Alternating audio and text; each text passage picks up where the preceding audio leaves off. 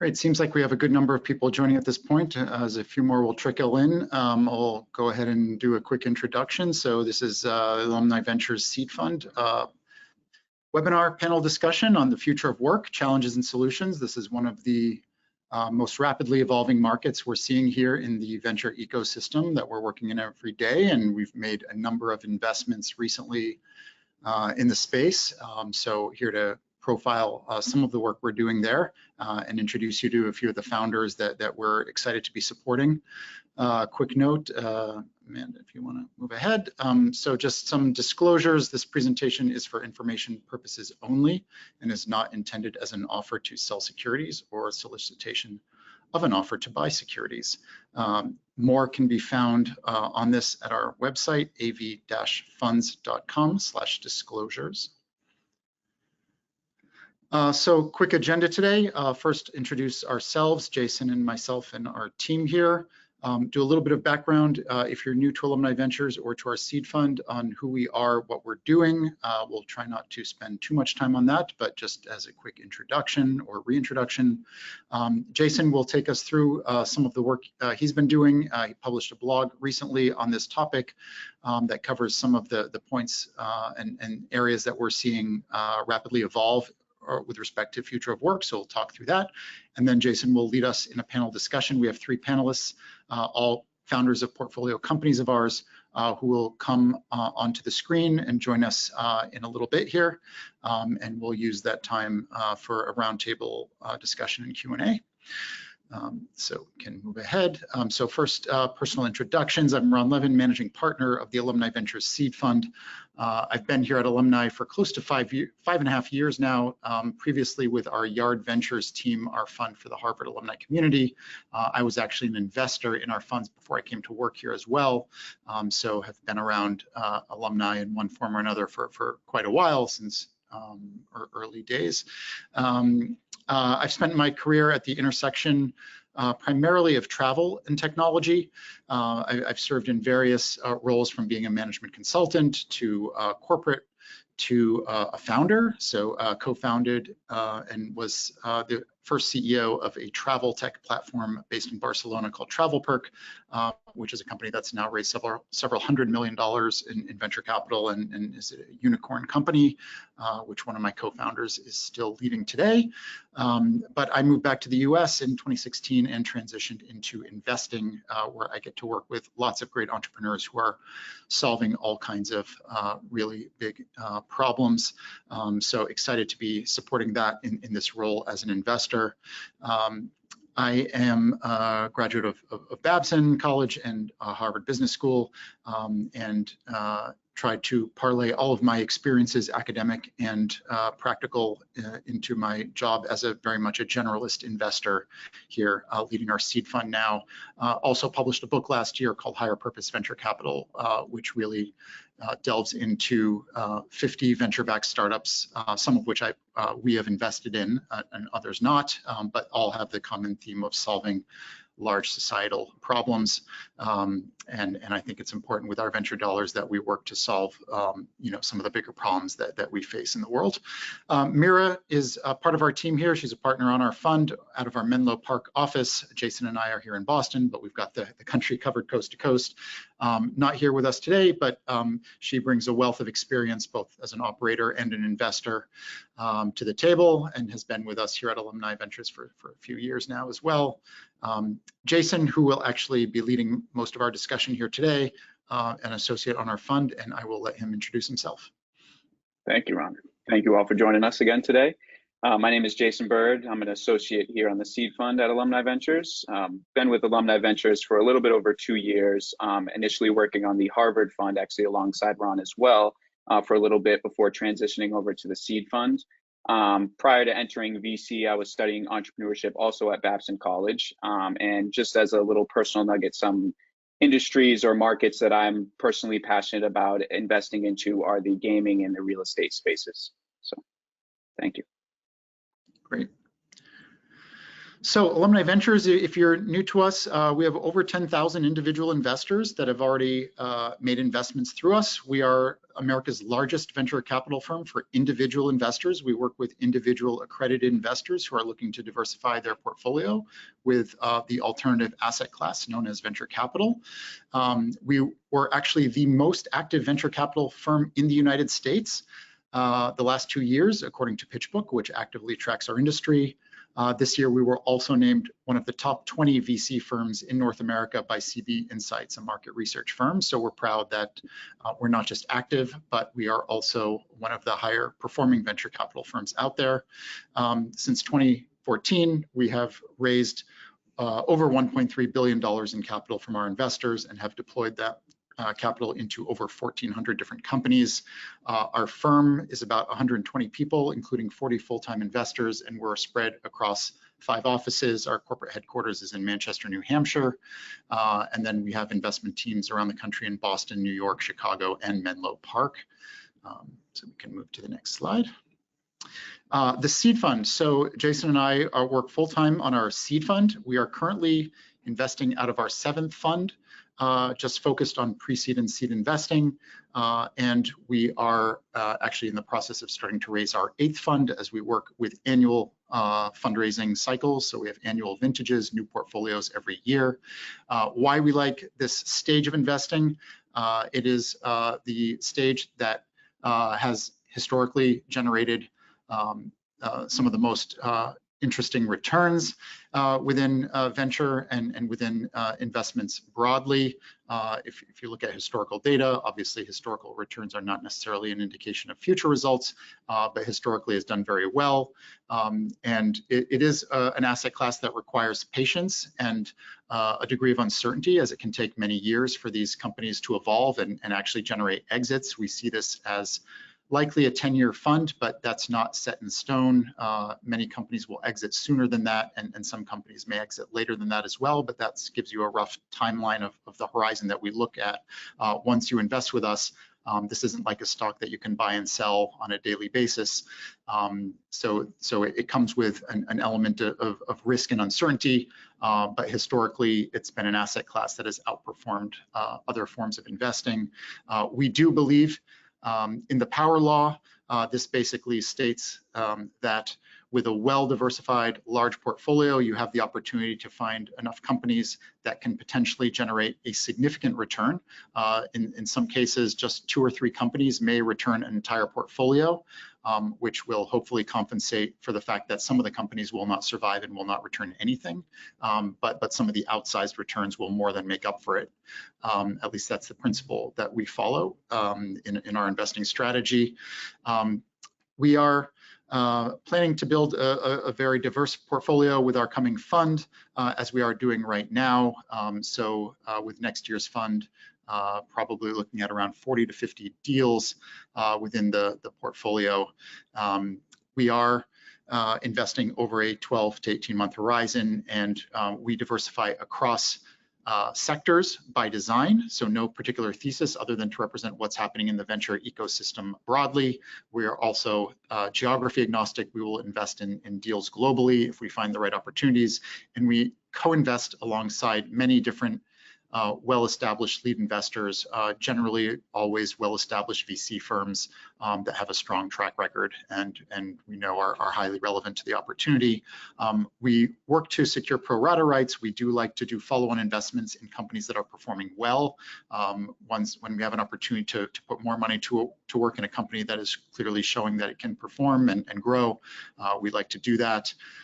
Our fund is offered at a minimum of just $25,000. It used to be in the old days, you couldn't get into a venture capital firm without potentially millions of dollars. So we are really working to democratize the asset class, and our minimum is only $25,000 to participate in our fund. More information will be included. You will receive an email following this presentation with a recording and slides that go into more detail about our fund and ways to reach out to us if you'd like more information. We also do offer syndications, so approximately once a week, give or take, we offer the opportunity to invest in a specific deal that we find highly promising, kind of the cream of the crop of what we're seeing in terms of the deals that we get to invest in and where we're able to secure allocation. And you only have the opportunity to invest in those deals if you already are an investor in at least one of our funds. So that's probably what I want to say for now on Alumni Ventures and our seed fund. Happy to answer more questions later, of course. But I want to turn it over to Jason to give a little bit of an introduction to the topic of future of work and describe some of the research that he's been doing and publishing of late, and set the stage for our panel discussion today. Jason. Thank you, Ron. Appreciate it. And thank you all again for joining us in today's webinar on the future of work. As many of you are aware, the workplace is evolving very rapidly. This is driven by new technologies, shifting economic forces, and changing societal expectations. In a recent blog post that I wrote alongside our seed fund interns, Simon and Isaiah, we explored some of these key trends that are shaping this new world of work and the excitement investment opportunities that are emerging as a result of these trends. One major trend that we observed was the rise of the gig economy. More and more people are leaving their traditional 9-to-5 jobs in favor of flexible, tech-driven work. Freelancers and independent contractors, especially in industries like ride sharing, are at the forefront of this movement. Next, we saw an increase in upskilling and education technology. With AI and automation constantly changing job requirements, professionals nowadays need to continuously gain new skills to remain competitive in this market. In the remote workspace, we saw that it's been cemented as kind of a place in the modern workplace, no longer just a pandemic trend. It's now a widely used model, with about 70% of organizations globally adopting some form of hybrid work. Another key shift is in the role of AI and automation, which obviously has been exploding over the last few months. Once known as experimental tools, these technologies are now becoming essential for improving productivity, streamlining processes, and driving different innovations. And then lastly, identity and access management tech has become extremely crucial as security threats continue to increase. These systems are vital in protecting identities, ensuring a smooth, secure access to digital platforms. Here at Alumni Ventures, and especially on the seed fund, we are actively investing in companies and in technologies that are redefining the future of work. To give a couple examples outside of our wonderful panelists that are joining today, we invested in a company called Gridwise, which provides analytics, tracking, and real-time insights for rideshare and delivery drivers. Another portfolio company of ours, Vero Skills, offers coding tutorials and courses to bridge the gap between education and employment, helping recruiters find more qualified candidates. And then we also invested in a company called DropStat, an AI-driven platform that is revolutionizing healthcare staffing by predicting and filling shift gaps. Now with that, I'm excited to dive a little bit deeper into some of these themes and invite our incredible panelists to come off of mute and come on camera, please.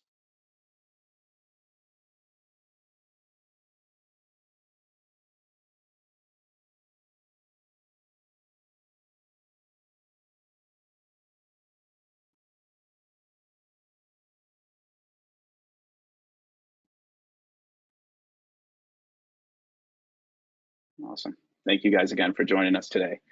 To kick things off, would be great if each of you could just introduce yourselves and maybe give a quick 30-second to a minute overview on what your companies do. Kurt, would be great to start with you. Absolutely. Yeah, thanks so much for having me here today. My name is Kurt Chisholm, the CEO of LeaseUp. LeaseUp's a data and transaction management platform for commercial real estate deals. So we help tenants as they're expanding out, adding new locations around the world. We help them work with their commercial real estate brokers. It's a cloud-based solution to help them facilitate the transactions, working directly with brokers to help them work with their clients as well. Awesome. Thank you. Vishal? Everyone, thanks for having me. My name is Vish, Vishal, but you can call me Vish, it's fine. I'm the CEO and co-founder of SoWork. So we basically build virtual offices, virtual workplaces for teams who are either remote or hybrid. Then we deploy these bots into the workplaces to help people do their work more efficiently. So if you picture something like a game like Animal Crossing or The Sims, actually the guy, one of the most instrumental guys who built The Sims is one of my favorite angels in our company. So he's helped us a lot. But picture The Sims or Animal Crossing mixed with Zoom. That's kind of what you get when you use SoWork. So about 1,000 teams around the world use us, and they use us for increased productivity, increased feeling like you're working with your team, and boosting culture as well in remote teams where it might be hard to build that. Thanks. Awesome. Thank you. Rohin? Hey, Jason, first of all, thanks for having me on the panel. I'm Rohin Parker, co-founder, CEO of Sprintly. At Sprintly, we just do exactly opposite of what Vish is trying to do, trying to bring people into offices and enter their office spaces securely using smart access technologies, using smartphone-based access, digitizing your access badges, fobs, and keys into your smartphone, and making it seamless for users to access their spaces, and also more secure by using integrations with your identity management systems. We are a white label platform for access management. We work with large corporates and other OEMs who can white label our technology and make it part of their software systems. Thank you, guys, and thanks again for joining us. Would love to start off with some broad questions for the group. Maybe we can kind of continue along that same pattern of Kurt, then Vishal, and then Rohin on a couple of these. First question I have is, what aspect of the future of work excites you the most, and what aspect concerns you the most? Yeah, that's a great question. Future work that excites me the most, I think the globalization of the talent pool, right? We work with an engineer out of Uruguay right now. He's a full-time employee. He gets paid probably in the top decile of income in Uruguay, and he's extremely, affordable for us. And we work with a team of folks out of Vietnam, same thing, right? They're full-time employees for LeaseUp. So for us to now have global access to highly, highly talented people is incredible. I think one of the things that scares me is the tax ramifications of the gutting of the office sector in downtown core markets. I don't think people have quite understood what's going to happen with the downstream impacts of having buildings in downtown Boston, where we both are, Jason. Having the value of those buildings get cut by 75% is going to cut the tax revenue of these office buildings by 75% to the city. And in cities like Boston, San Francisco, majority of their tax revenue that they get from real estate, the vast majority is from office buildings. So that's going to have to be something that is going to have to be dealt with. It's going to create significant deficits. So that's one of the things that is certainly fearful to me. Vishal? Yeah, I mean, I have to agree with everything, Kurt, you just said. Like, before we went fully remote, we were downtown Boston as well after we left the iLab. And it, like, so many good memories of in person, but then we can't deny the benefits of remote, like you said. And so one of the things that really excites me about the future of work is same thing. We've got a team all over the world. There are these amazing, beautiful people who never would have had the opportunity otherwise, but they're also insanely talented. So when we went through tough times earlier on in our company's life, they're the ones who stuck around, and they're the ones who helped to bring us where we are today, which is in a much better place. And then the thing that scares me the most, and so generalizing that across lots of companies and lots of people in lots of different countries, like for everybody to get that benefit, I think is super exciting. Not to mention what it does for those local communities as well. The thing that scares me is that CEOs of big companies won't stick with the remote trend and will pull the plug for their employees, like what Amazon is just doing now, when it's too early to do that. So as with everything, we're in the early days and we're working out kinks, and to pull the plug on something that is super beneficial for your company and for your employees without kind of doing due diligence on figuring out why exactly things may not be working the way you want, why your culture may be stagnating, or why your productivity may be low, or people seem disengaged. Like, if all you know is Zoom and Slack, like, of course your team's going to be disengaged if that's what you're using for your remote team, but there's other ways out there. And so for us, it hits home because we think we have a solution for those things, but we're still relatively small. And so I think that's one of the things that scares me, is that I think we're on the verge of doing something really awesome as a sector, and it just needs time to bake. Thank you for that. Over to you, Rowan. Yeah, great insights on how you're seeing future of work. I think I didn't even expect this. Like 5 years back that this would be a topic we could discuss, and COVID kind of brought this in front, like how people are going to work. Right after COVID, everybody thought that okay, nobody's going to come ever back to work, right? It's just going to be work from home forever, because people started liking it, and even people said that efficiency are higher, right, to start with, because if people are always able to respond to emails and working all the time. But soon things started changing. The we are all humans. We see each other, we feel each other. Now it's a hybrid reality, right, where some of the people are working from homes, a lot of people are working from offices. Different employers have different rules in terms of what you could do, how many days you have to work, right? So I think the exciting part is, for us at least, right, is how do you make sure that your spaces are being utilized properly? For real estate, you can't really plan because some people are working from home or some people are coming to office. How do you plan for real estate space? How do you not spend too much on space which are not being utilized, right? So you need technologies which will enable you to do is, and access is one of that. So that's something which really excites me. Outside of this domain of my work, other area of which I'm excited is how AI is impacting just the future of work, like how AI assistants are going to be part of your work, right? And how effective they will be in terms of just making your life easier, right? Just responding to emails on your behalf just by understanding the context, for example, right? Today, as business leaders, we tend to miss so many emails because you're flooded with emails, and you just feel like you need an assistant which would just pass through emails and work for you. I mean, that's outside of my domain. I'm really excited about how human productivity can be better. What scares me is security and safety and privacy when we are trying to adopt all these technologies, especially in access technology, where how do you know that the right people are coming into offices, or right people are having access to your resources in terms of digital resources or physical assets, right? And I think that's something we are trying to solve heavily by really adopting right access technologies which are tightly integrated to your identity, right? A digital identity. So smartphones and wearables are being part of all this technology which we're offering to our customers. So yeah, that's what we're excited about. Thank you.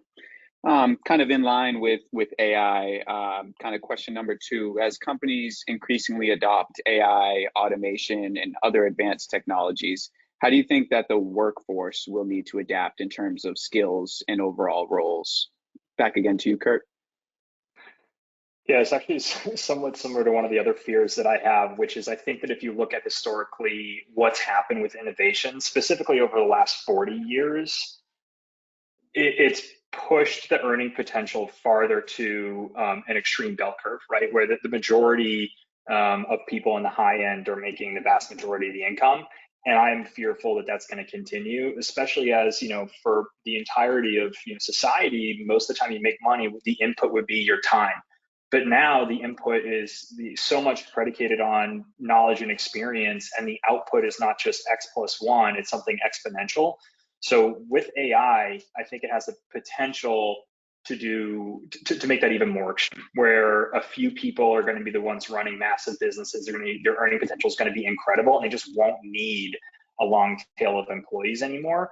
That's scary to me. I think that one of the things that's on the flip side of that is just the amount of innovation that's going to happen. And there's going to be so many small companies that are doing such an incredible amount of work and just things that look like magic. The next 2 or 3 years in the B2B space, some of the features that are going to be used by the average user in a B2B sense that are using AI are truly going to feel like magic. It's going to be incredible. So that's going to be a lot of fun, but obviously it's huge whiplash, huge change coming. Yeah. Thank you. Over to you, Vish. Yeah, I think that makes a ton of sense. There's we've kind of gone from predictability in terms of development of software and hardware to something that's just completely unpredictable. And maybe it's predictable, but it's not predictable to the vast majority of people. And so like the it's hard to plan, right? The capabilities that are going to be available to us. It's like, okay, well, this is how our financial model looks, and this is how our roadmap looks, and this is what our headcount looks like. But 6 months later, something comes out that completely changes that, like 100%, like 180 degrees rather. And it's like, okay, we're going to have to go and replan. It could be in a positive direction. It could be in a negative direction because you got Jaspered or OpenAI'd when you know what I mean? Like that kind of thing could happen. And that's pretty scary because a lot of people have jobs that may be at risk. So one of the things that we are looking into developing is this really interesting way for employees to create AI clones of themselves at work. So in our virtual offices, we have like a very small group of customers that we're testing this with, but we'll allow them to record all of their interactions, their video, their voice, their avatars movements, who they talk to, how they respond to things, etc. And then we build a little cognitive language model based on how they behave in meetings, so that they can eventually create a clone of themselves that they can then send off to meetings. And obviously it's like obviously a bot version of themselves. We clearly market, but they can, these bots can then respond as if, as the human would have responded, or carry out tasks the way that the human would have done so. So the reason that we're trying to do that is so that we can, these models stay the property of the person who they're trained on. We don't have any like right to the data or the algorithm, right, or the model, right? Because we want these people to have individual ownership of these models, not the companies they work for, but them, so that if they do get displaced in some crazy AI, mass layoff of all workers in the whole world, then at least they have some agency, and maybe they can get their model hired by like 100 different companies to do something that they were super specialized at, and they trained their model really, really well during their time on SOWORK, right? So like then at least they have some kind of it's almost like gig economy, but for your brain.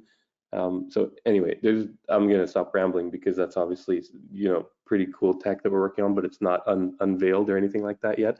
So it's just an interesting space right now. And I think people are going to have to think really, really differently to try to provide some protection for people who might end up on the wrong side of things. Absolutely. Over to you, Rowan. Yeah, I'd love to experience what Vish and his company is building. I recently used a few Vision Pro, Apple Vision Pro a few times, and before you use it, you don't really know. It seems very funny when people are walking around with it, but when you actually wear it and experience it, it's amazing. The experience, how it can track your eyes, and it just kind of reads your mind, right? And that kind of intuitiveness and how it'll affect how you work can just quadruple or your productivity. It's just the form factor is weird right now, but as the technology evolves, it might just become so part of, like how smartphones or wearable devices have become part of your life and you just can't live without them. Something like a smart glass might be a part of your life and you're just working in the space, right? Like, so there is no difference between the virtual world and the physical world, right? I mean, that's really exciting. I think technology comes in and it, before you know, it takes over your life, right? There was a video I remember, an interview between Bill Gates and David Letterman, and David Letterman is really making fun of Bill Gates when he talks about email, and he's like, what is that email thing which you guys have invented? And it's like, yeah, and Bill Gates explains him, and we do work on that, and he's like just saying, hey, is it a passing fad, right? And that's how things work, right? Today, something like AI seems like, is it really going to have an impact? And before you know, it'll change your life, right? And that's what's happening. So yeah, so as organizations and as employees or as humans, we need to be aware of this and adopt it rather than resist it, right? So how do you make yourself more productive by adopting AI, chatbots or assistants, and how do you incorporate within your work culture is very important for both employers and employees. Yeah, absolutely. From the VC side, I feel like there's almost an AI assistant for everything these days. And one thing that I and the team always find very interesting is think back kind of in the internet in terms of technology. This is really the early days of these AI agents, AI assistants, and they're very useful, helping with a lot of innovation, saving a lot of time. So I'm very interested to see kind of how it grows throughout the next couple of years for sure. Moving on, third question. Go ahead. Well, I was just gonna say, I think one of the things that like fascinates me is we work with a lot of like major enterprise companies, and they all are trying to do things that are using an AI internally. But so much of the industry that we work in are these large enterprises actually talking to each other in the course of transactions and trading data in the course of transactions. And I'm just so interested for the point at which they allow these AIs to have conversations with each other. Now today, we kind of sit as pipes in the communication. And so hopefully we can start to do things where we earn the trust to be able to allow them to do that. But I'm just seeing every vertical, every AI application I'm seeing in B2B right now that's selling into the enterprise is for the enterprise to use internally, which I get. Like that is the holy grail right now, being able to talk to your internal documentation. I'm just really excited to see the communication between them start to happen. That's where today I think network effects are so important and what allows you to have staying power when this all starts to take place. But like when those AI agents start to be able to communicate with each other and you can set the rules and parameters, I mean, that's where things are going to get very, very interesting, I think. Yeah, great point. Moving on to the next question. What are some of the biggest challenges in balancing tech-driven efficiency with the need to maintain human connection and creativity in the workplace? Start off with you, Kurt. Yes, your question was the biggest challenges, Jason? Yep, biggest challenges in balancing tech-driven efficiency with human connectivity and creativity in the workplace. I think the biggest challenge is trying to unwind everything we know about running a business from the last 500 years and making a new way to work, right? Like that's a big, big undertaking. Everyone's learning at the same time here as we go forward. There's a massive, massive shift that had happened with remote work that got, just got a lot larger and started moving a lot faster with the advent of what's happening with AI, right? So I think that's the biggest challenge, is trying to figure out a new way to work and figure out what that balance is. Like, I don't know if everyone has the perfect answer yet. I think one of the things that we just did a big offsite with our team, and I was struck by the impact it had on morale, the impact it had on kind of progress of major projects that we're starting to do. So there certainly is something that will always remain, I think, and you're always going to need it. I think that no one's found the perfect balance yet. And listen, like it could be in 5 years, everyone says, no, the perfect balance is you're in office all the time, right? That could happen. I don't think it will, but it could. But I think that as we try to figure that out and people iterate through that process, I think that's going to be the biggest challenge for us, is trying to find the right balance. So. Yeah. Over to you, Vish. Yeah, what a great way to summarize that. Great. I tend to agree. Like, I alluded to this earlier, but my whole team used to be in person at the iLab, and then downtown Boston. And I'm like a super in-person person, right? Like I love in person. So it was like, it's kind of ironic for me to be building what I'm building. But the whole goal for me is like, how do we get distributed, how do we get remote to feel like almost as good, right? So that's like my litmus test, is like, I'm a super in-person person. When do I feel like what we're building is like just about there? Because it's all about trade-offs, right? Like there's no perfect solutions, but what kind of trade-offs are we willing to live with? So for any given company, just remember, like, your people are going to make or break. Obviously there's strategy and there's execution and there's all that stuff, but you're hiring amazing people who really sing your praises from the rooftops is going to be a determinant of how well your company does. And if you can't hire people because they don't want to come into the office 100% of the time, or even 3-4 days a week, well, that's that's going to give you a particular archetype of person, and that archetype is probably going to be, maybe, I don't know, maybe the less creative type, or maybe the type that doesn't like as much flexibility, or doesn't think in that way, or is a little bit more rigid or whatever. And then that alone en masse, right, at large numbers, is going to take your company into particular directions. And so for us, it's about figuring out what are the trade-offs that you can live with, where you're seeing the best productivity that you can get while giving your employees things that they really want and value, right? And of course, if we were in a vacuum, in a perfect world, all the CEOs would say, great, everybody in the office, 9 to 5, 9 to 10. You know what I mean? Because we're a startup or whatever. But on the employee side, in their vacuum, it'd be like, cool, I'm working on a beach, I'm in Fiji or Hawaii or whatever, right? So like, what's the trade-off there? So I think that's one of the biggest challenges, is like, well, in our current softwares, they don't really facilitate great creativity and great sort of flexibility and fast communication. Slack is great, but it's like you're sending texts. Zoom is fine, but you're sending video, right? Like it's not the same as being able to like knock on Rohin's door and be like, yo, you free for a second? Like, can we talk about this thing? Or Kurt, Yeah. you want to play foosball for a sec? Like it's not the same. And so that's kind of why we're working on this problem that we're working on.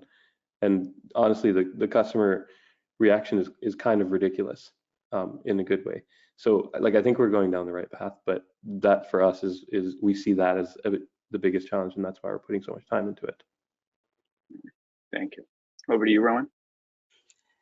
Yeah, I mean, it's a great question, right? We're trying to innovate so much on how we can work more efficiently, become productive. But at the end of the day, companies are about people, and it's about culture, right? So if you want to really be successful as a business, first of all, you need the right culture. And the only way I feel you could transfer culture and talk about culture is in person, right? There's a body language to it, which you can't just convey over video or phone, right? So, and if a company needs to survive long term, that culture needs, the bigger you get, it's harder to um, transfer this culture to all your employees. I mean, you've seen Microsoft struggle, before Satya Nadella came in, and he had to completely revamp the culture and make it, more towards embracing new technology, right? So every company struggles like that. So I just came back from our leadership meet in India. It's so important to have everybody in the room brainstorming and talking about what next, right? So otherwise, companies, you have so many examples where companies have died because they haven't innovated enough, and that comes down to everybody having that mindset.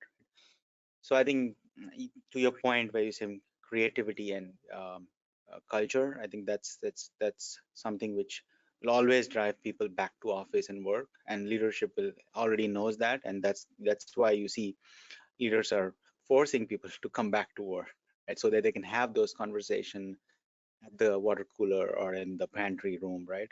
Have this conversation, and that's where new ideas will come out. Yeah, absolutely. I think we have just enough time to maybe go around and do one individual question for each panelist. We'll go back to Kurt since we've been kind of going in a circle here. So my question to you is, with the rise of remote work, have you seen any shifts in the commercial real estate market, and how is your company adapting to these changes? Well, yeah, I mean, the whole industry's changed, right? And but it's a good thing, I think, that we're seeing innovation happen. I think that a lot of this industry has been stuck in it. I mean, it's the largest asset class in the world, right? And it really is one of the last industries that hasn't gone through really any digital transformation. So for a long time, they didn't have to, right? Deals were happening the same way. People are making a lot of money, but I think what's happened because of COVID and the rise of remote work is that it's pushed, wind at our sails and wind at the sails of innovation in this industry, right? So I think like what I see happening, if you look back 15 years, the average lease length in the industry is about seven years, right? It was tapering down, hit about 5 years when COVID hit, right? So it was already trending down in a significant way. What that means is deals are more flexible, deals are happening more often, brokers had to do more deals to make the same amount of money.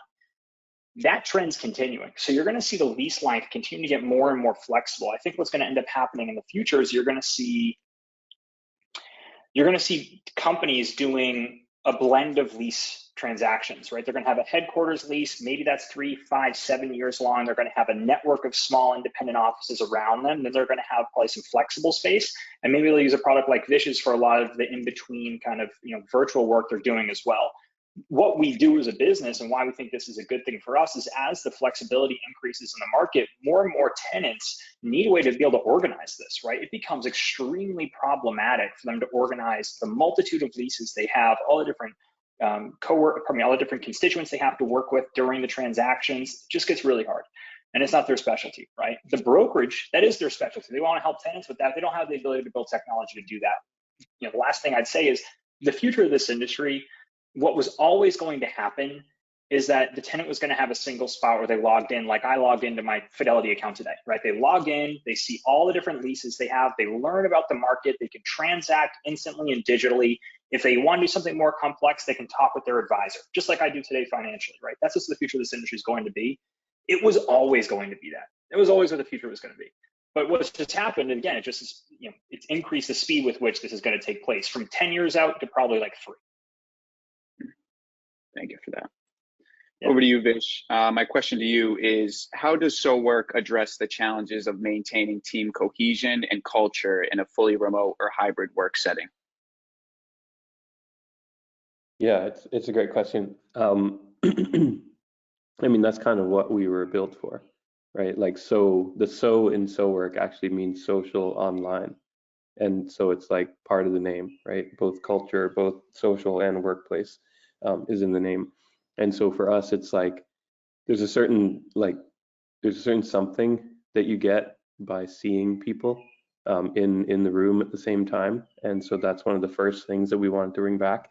It all kind of happened because I used to play World of Warcraft a lot. I'm not proud, but no, I'm pretty proud of it. This is when I was like 18, 19, and like it was crazy the amount of work it was to organize like 40-man raids. And if people, I don't know if any of the attendees know what that means, but it's just something really nerdy. You had to get a bunch of nerds together, on their computers around the world and get them to fight things together and coordinate and all that stuff. So I was like always surprised by how we worked really, really hard together to organize these fights, but we remained super tight like decades later. Like there's a guy, my current CTO, Mark, he's our founding CTO as well. Like he and I met playing World of Warcraft, right? We ran like a raiding guild together. There's a guy who I met who invested a couple $1 million into SoWork, and we met like 20 years, like I guess 17 years ago, right, when I was 18. Like you can build these really, really strong connections if you're doing things online together, even if you're in different parts of the world, if the medium is right. Right. And so that's the type of thing that we're trying to create for teams. We know it's possible. I've done it personally when I was 18 years old, and look at what's happened today with those relationships. I know it's possible. So, now we're just changing the environment, and we're or changing the use case rather, from leisure gaming to workplace gaming. And for us, the timing is perfect because all those 30-somethings who used to play games like this, RuneScape or, Ragnarok or Warcraft or anything like that, like they're the ones who are leading companies now, or in senior positions in companies. So it makes a lot of sense to, and it will make more and more sense as the Minecraft and the Roblox and the Fortnite generation grows up. So we think culture is going to mean something very different than it does today when those kids grow up. Right, and they're in their late 20s now. It's crazy. So for us, we think we're building in the right direction, and that's being able to see each other together in the same room, being able to express yourself from a visual perspective, whether that's like customizing your office and building out a new floor plan, or having your pets follow you around, or shooting your teammates with tanks. We just launched this game called Tank Wars for employees to play together. Like all of these things really do matter, because those are the things you do on offsites. When you're in person, it's just a lot more inexpensive. So anyway, we're going to keep working on it, and we'll see what happens next year on the podcast. Yeah, I'm excited to see. Thank you for that. Over to you, Rohan. As the future of work becomes more decentralized, how do you see smart credential systems and IoT-enabled access management evolving? Yeah, so right after COVID, we saw a big jump in what we were building in terms of digital credentials for office spaces, and that trend is continuing. Um, the thought that you have to collect your physical badge at work is that itself is going away, right? That it's so hard for you to go and collect your physical badge. It's just obvious that your badge needs to be digital, and how do you deliver it to the right person securely? That itself is a big problem we're trying to solve for enterprises. That's where we have to partner with folks like Apple or Google who are controlling identities of users, or Microsoft Active Directory, and then how do you securely bring that into your device and convert it into a digital badge which can be presented at the door, right? So and this is just starting off now. It's just beginning of how access is becoming part of your devices, also going into your wearable device, right? And it's a fine line between privacy, security, and flexibility, which you have to walk, where users are not really comfortable somebody capturing their face on a camera, which happens in other parts of the world, where in India, for example, we have huge business where people are okay where facial recognition cameras are detecting faces and opening doors, but that doesn't work, say, in this part of the world, right? So as a business, you have to also consider cultural and regional preferences and be able to offer solutions to customers based on their preferences. So in India, we do a lot of facial recognition based integrations with third-party devices, where in the US, we focus on mobile credentials, digital credentials, which are in your phone. So you are in control as a user. You can turn it off when you want, and uh, you can specify how you want to interact. So you want, say, on a specific door, you can say that, hey, I want facial recognition to be done on my phone, and only the door can open, right? So you are in control. So that works in Europe and, say, US more. So yeah, really excited about how our technology gets adopted in the future of work, especially when it comes to access. Yeah, absolutely. Looks like we're about up on time. Thank you, the three of you, for joining today. I really enjoyed speaking, and big fan of all three of your businesses, of course. Thank you again for joining today. Pleasure. Yeah. Awesome. Thank you, Jason. Appreciate it. Of course. Yeah, thanks for having us. Amanda, could we pull up the last slide, please? Thank you. So thanks again for joining us today. Hope you enjoyed the discussion. Thank you again for tuning in. If you would like to learn more about the AV Seed Fund, please check out av.vc/seed fund, or email us at investor.relations@av.vc. Also, just want to let you guys know that we will be sharing the blog, which was kind of written before this webinar was put together. We'll be attaching that in a kind of follow-up email to everybody who registered today. So thanks again for joining us, and have a great rest of your day.